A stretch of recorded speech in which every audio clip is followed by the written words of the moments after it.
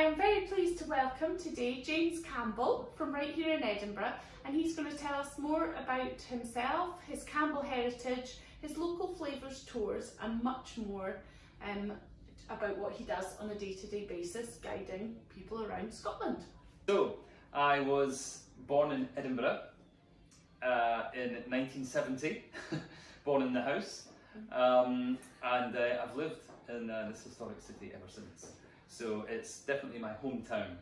I have had my schooling here, I've studied here, taken part in all my activities in Edinburgh. I've never really left. It's such a great place.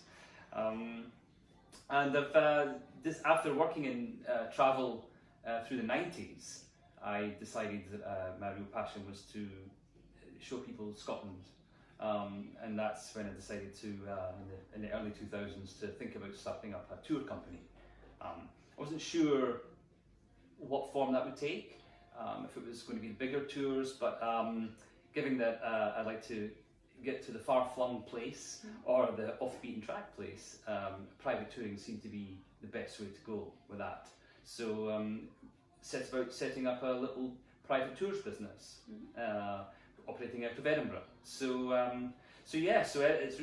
it's been based in Edinburgh all the time and operating out of Edinburgh. Such a great city to be in, of course. You know? So, yeah.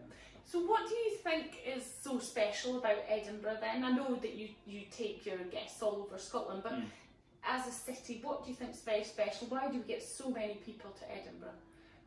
It must be the castle. Edinburgh Castle must be a big pool for visitors. But when you live here, when people really get to know it or read about it, it's that very unique city with Old Town and New Town sitting side by side. Of course, Newtown being the 18th century, so it's still pretty old.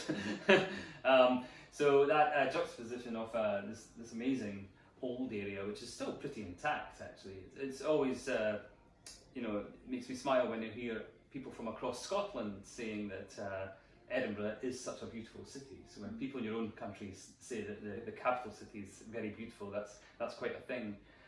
So it's that history of that's still there to see. Thankfully, there was no damage done during any of the Great War, the World Wars, you know. So everything's still kind of pretty much in place.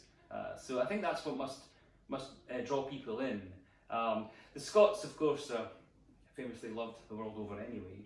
So Edinburgh certainly is almost like a sort of jewel in the crown there, you know. So yeah, it's Old Town, New Town, very accessible, easy to get around, and friendly people. Let's not forget that. Yeah.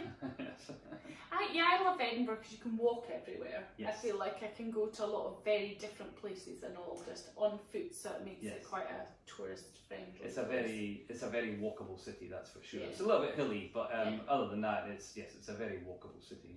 Yeah. So where's your favourite place then in Edinburgh? What would you be your secret? Well, if you want to really hone in on certain areas of Edinburgh, I mean, I do love the Old Town in general. I've got a love for the area around about George IV Bridge. You know, I just love the two libraries that are up there. You can then sort of just bank off onto Victoria Street or continue on down to, just around the university or Greyfriars. So I do I love that junction where, George IV Bridge kind of comes off of the Royal Mile. And so that area up there, I do like it up there.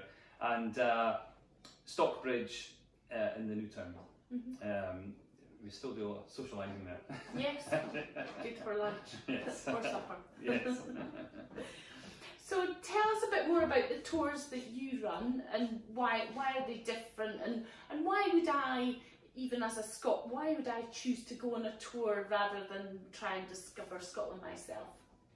Well, we like to think that after 15 years of doing touring across Scotland, that we have found some pretty amazing local gems, hidden gems, and we can uncover some local stories, some local history and local facts and things like that. So I think that's really where we've taken the business and what our tours do. So even as much as take you to somewhere in Edinburgh that you might not have an area you might not have known much about. Somewhere like the village of Cramond in the northwest of the city, you know, where there was a Roman settlement, and the old fort is all mapped out, and there's actually still parts of the wall there, you know, the fort wall. So you've got that, of course, the lovely River Amond with various local history down there. So certainly for us, whether you're a tourist or a local, coming into Scotland, we would certainly take you to places that locals like to go and uncover local history. We cover all the main historical events as well, but it's the local angle that we're going for. And nothing quite like walking into a bar, a local restaurant, even a cafe, where it's more locals sitting around enjoying it. So yeah, that's what we do. And if I had I'm married to a White, so White's my surname, so McGregor is our tartan. Right. So if I came to you and I said I want to spend a little bit of time exploring some of the McGregor history, can you do that for me, and how would you put that together?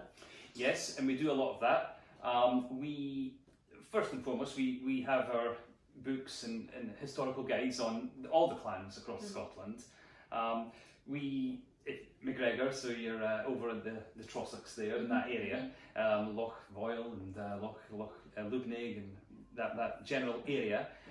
So we will look at that, but then we always liaise with the client and find out if they've got any information from their immediate family, and we can say, you know, they can maybe tell, well, we came from this village, you know, so we can then research that exact place. We did a big tour last year. We did quite a few family history tours last year. One was a Turnbull tour, the other one was for a Bruce Southard or Southard. They came from California, and they had a lot of history around the Angus area and Fife, and his wife, actually, her ancestors came from Scotland, but over on the Kintyre Peninsula, Mull of Kintyre, actually, that area. So there was a lot of emails coming back and forward saying, we think they lived in this village, possibly at this house. They certainly lived on this street. I've got that in my records. So, and that particular street was in Arbroath. So we were able to take him to the street where his ancestors lived. And that was amazing to see the look on their face. It was almost like they couldn't believe that we actually did. I mean, it's quite easy to do that, but they, I suppose, coming from California all the way over to this little street in Arbroath, kind of really blew them away, actually. But the other great thing was his great-great-grandfather was a sheep farmer on a place called the Hill of Dron, which is a road a hill that many of us will pass on the M90 on our way into Perth. It's, if you're going north, on the left-hand side. And by studying Ordnance Survey maps, we managed to find the Hill of Dron, and we took him to the base of that hill.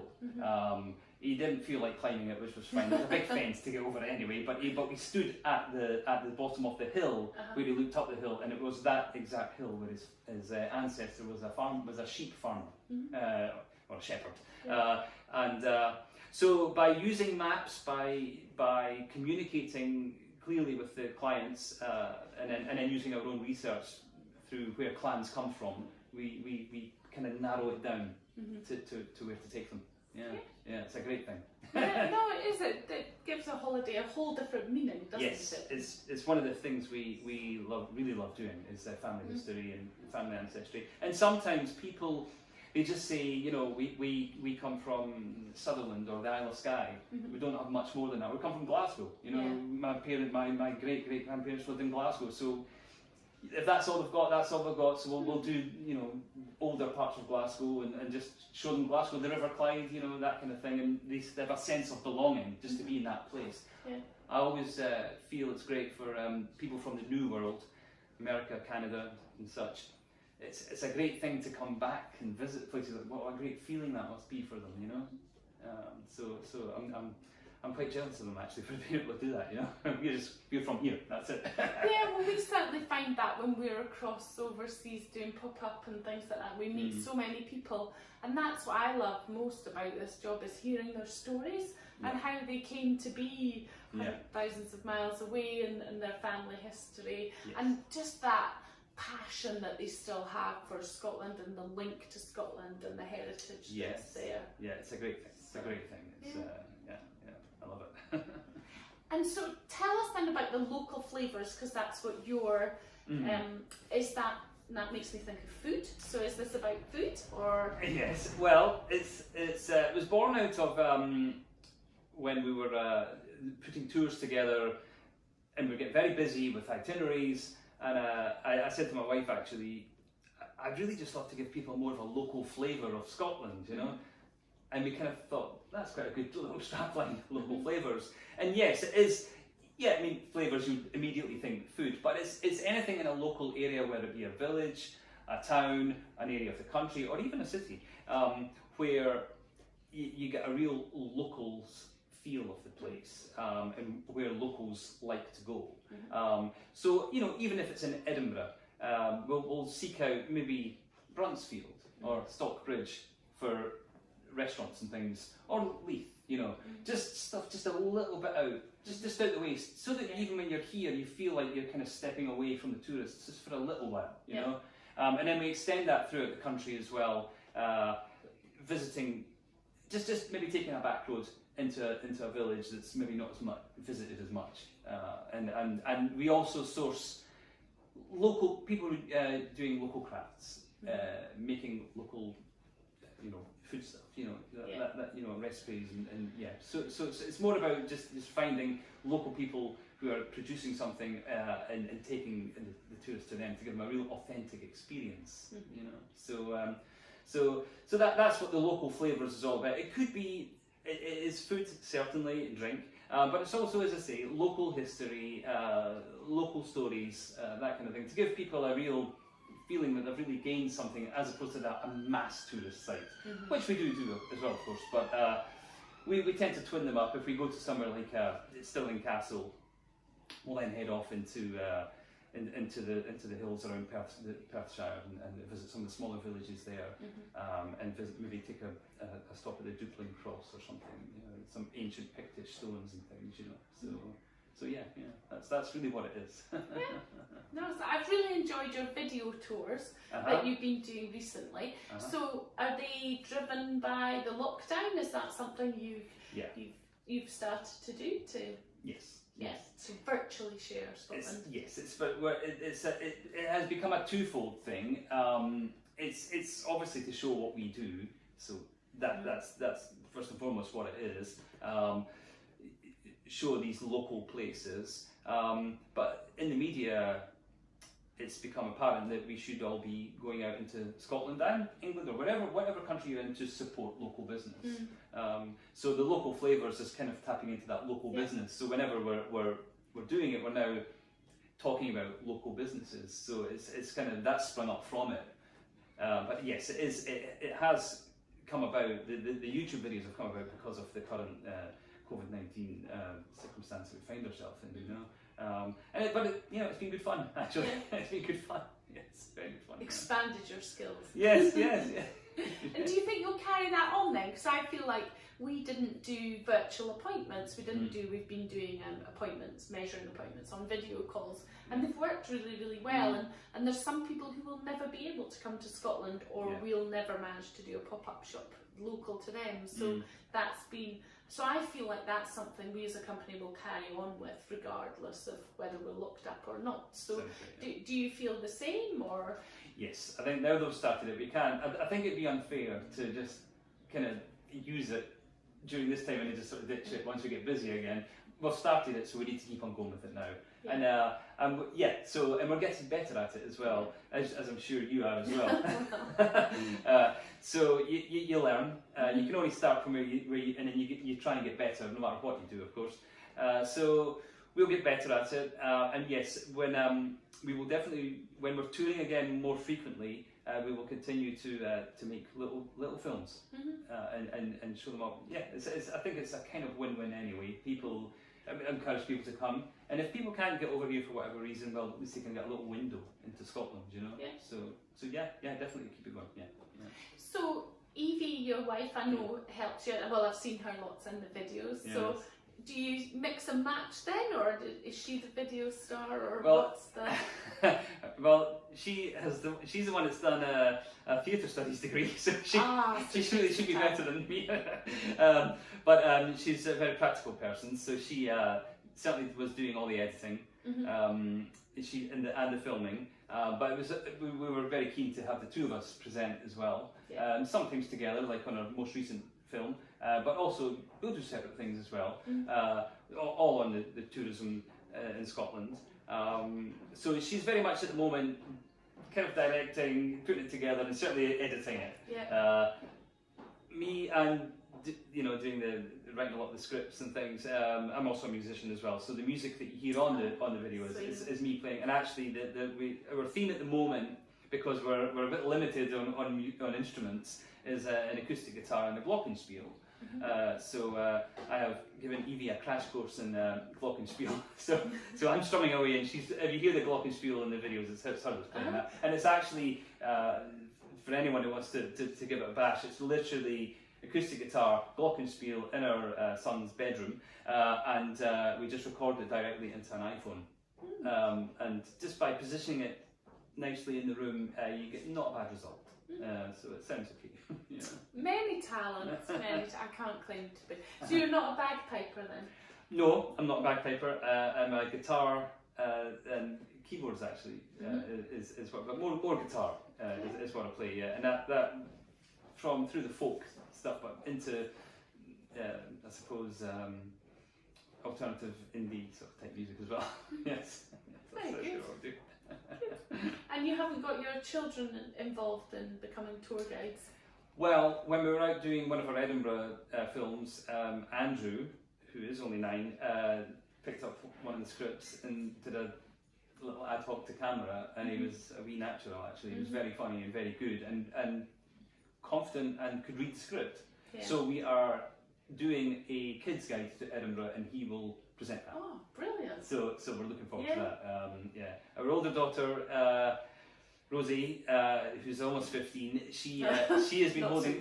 No, she's not so keen, but she loves media studies, so she's been filming us.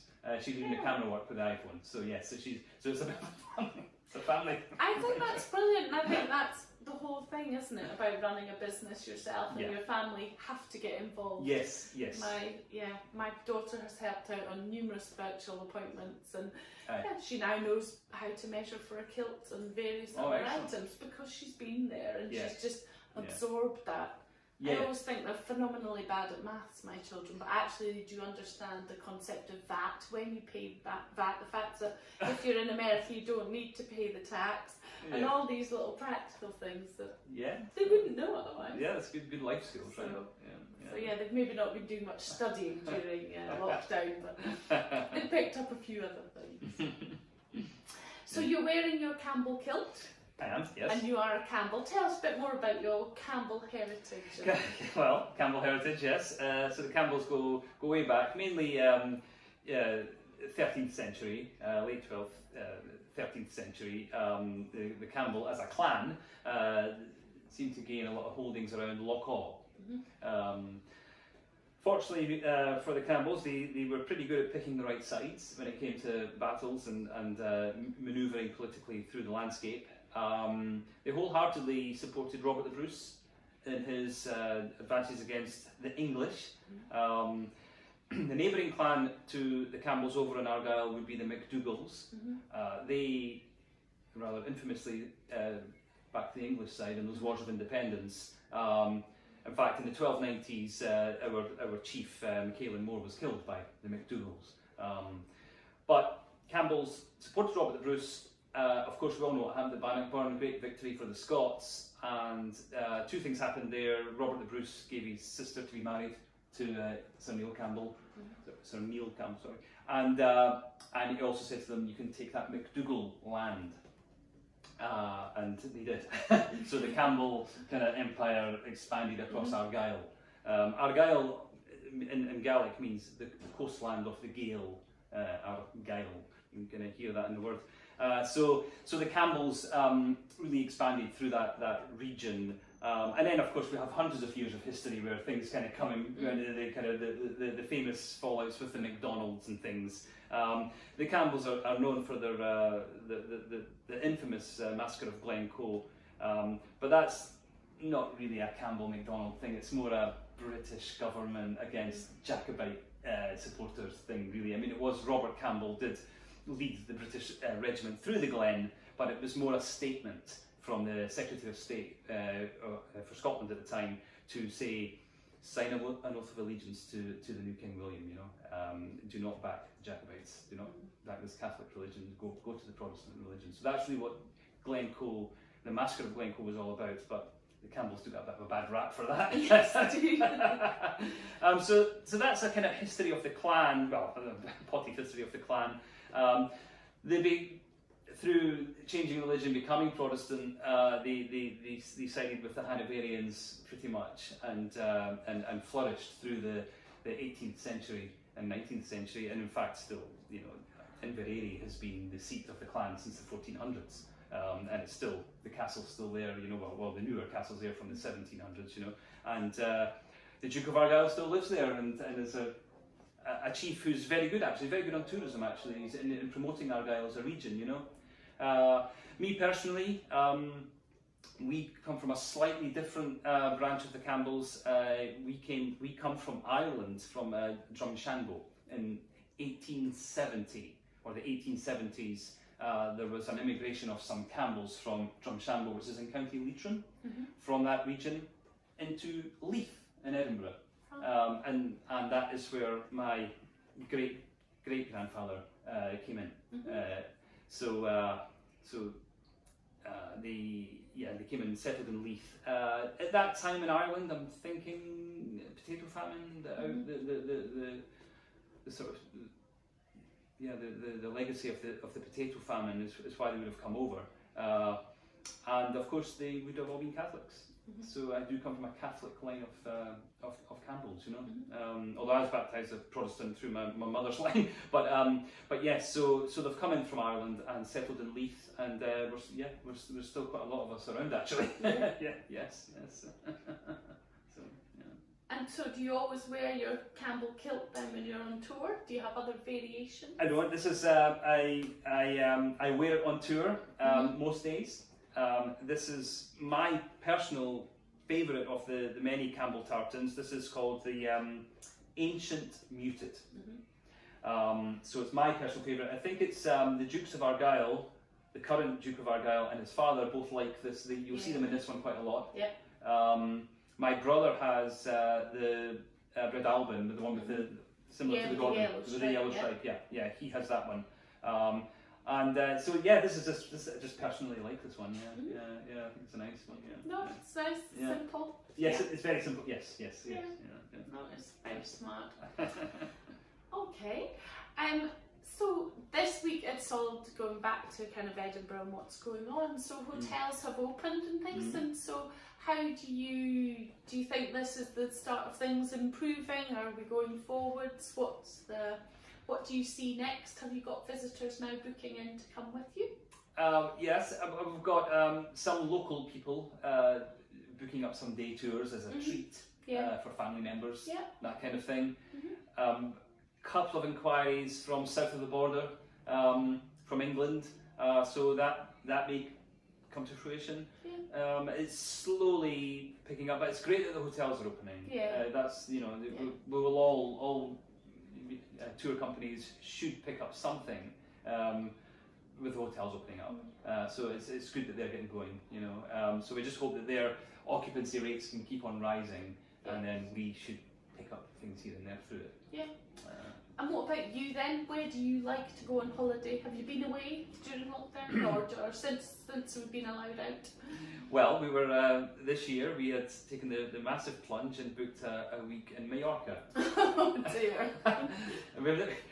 We normally holiday in Scotland. A couple of years ago we went to California, but this year we thought, right, we'll go to Mallorca, a nice hotel, kind of all inclusive, and just relax for a week.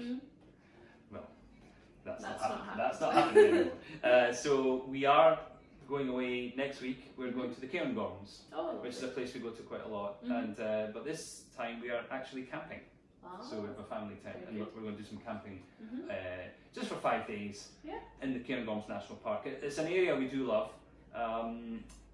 So we're looking forward to that. Other areas around Scotland, of course, we like Argyll and the islands. Some personal favourites of mine are Sutherland and Wester Ross. So that's kind of northwest. Up there you get amazing landscapes and very unusual shaped mountains, and some of the very famous mountains in Scotland, like Sleoch and Suilven, Canisp, Arkle. Those great mountains, and beautiful lochs like Loch Maree and Loch Torridon itself. So we really love it up there. It's very much a wilderness up there, and remote, and for many people maybe a true flavour of the Highlands. Although that said, you can't beat going through Glencoe. I travel all over Scotland and see some of these great landscapes, and invariably on a tour you'll either go up through Glencoe or come back down, and Glencoe still grabs people no matter what you've seen in Scotland. It's still a must-see sight. It takes my breath away. Still, you know, it's incredible. So beautiful parts of the world, lots of places to explore. Well, I hope you get booked up with lots of people. Please come and visit us here in Edinburgh. And thank you very much for joining me. No problem, my pleasure. Thank you.